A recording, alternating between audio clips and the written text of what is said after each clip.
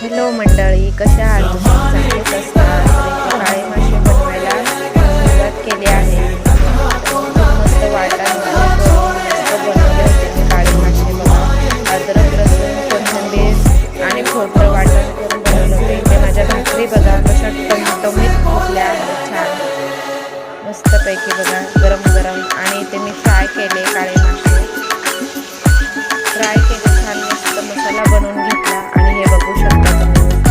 आणि भाकरी एक नंबर आणि मऊ. आणि इथे त्यानंतर मी माझ्यासाठी भाजी केली.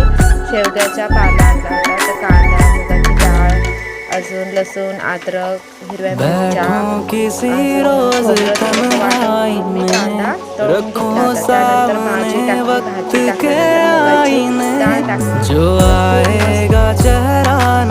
भारी भाजी झाली होती आणि तुम्ही पौष्टिक असते.